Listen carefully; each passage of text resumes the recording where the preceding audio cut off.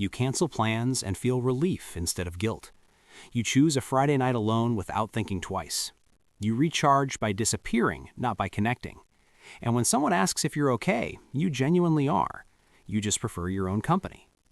Sounds like loneliness? It's not. For some people, being alone isn't isolation, it's emotional regulation. Let me tell you something. If you genuinely enjoy being alone, you're not broken. You're not cold. You're not avoiding life.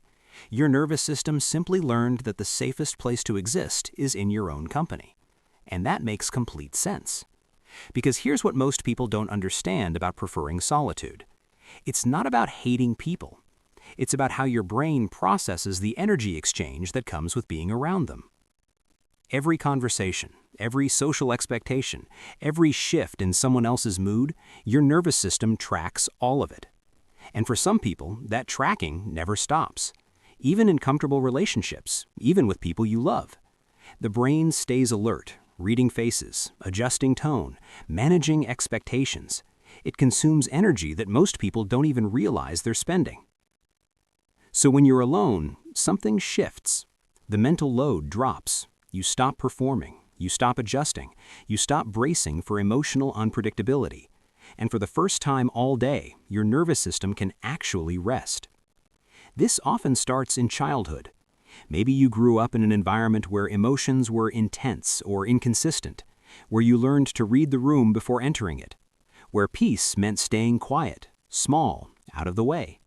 You built an internal world that felt safer than the external one, and over time, that world became home. Not because you were lonely, because you were protecting yourself. Or maybe you're just wired to process the world more intensely. Sounds feel louder. Conversations feel heavier. Small talk feels exhausting in a way you can't quite explain. Psychologists call this sensory processing sensitivity. In practice, it means that what's background noise to others is static to you, and being alone is the only place where the static stops. But here's the part nobody tells you. People who prefer solitude aren't avoiding connection. They're avoiding the performance of connection. The difference matters. Because real intimacy, built on honesty and presence, doesn't drain the same way. It's the social scripts that exhaust you. The small talk, the fake enthusiasm, the emotional labor of pretending to be more extroverted than you are. When you remove all of that, what's left isn't loneliness, it's clarity. That's why so many people describe it the same way. It feels like coming home, like taking off tight shoes, like finally exhaling after holding your breath all day. It's not sad, it's not empty, it's relief. And this changes with age. In your 20s, preferring solitude can feel like something's wrong. Everyone else is building lives that look full, loud, social, and you're choosing silence, stillness, yourself. It feels like you're missing out. But by your 30s, something shifts. You stop apologizing. You stop forcing yourself into spaces that don't fit. You realize that the life you've been building in solitude wasn't smaller. It was just yours. Because solitude gives you something social settings can't. It gives you access to yourself, to your thoughts without interruption, to your emotions without explanation, to your identity without adjustment. And for people who spent years adapting to others, that access feels like freedom. That's why people who prefer being alone are often deeply introspective, not because they're obsessed with themselves, but because solitude creates space for reflection. You notice patterns, you process experiences, you understand yourself in ways that constant distraction makes impossible. That self-awareness becomes a foundation you can't build anywhere else. But it's not just about understanding yourself, it's about protecting yourself.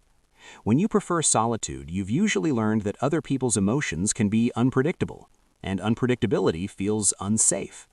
So you create predictability by controlling your environment, by limiting variables, by choosing when and how you engage.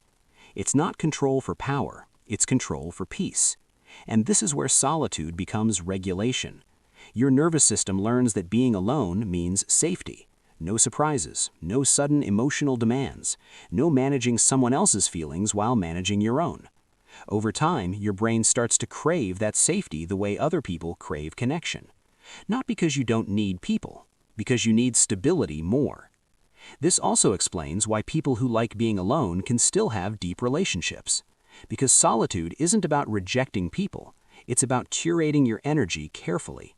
You love deeply, you care intensely, you just can't do it all the time. And the people who understand that become the ones you let in. Not because they're low maintenance, but because they don't mistake your need for space as a lack of love. And here's what's interesting.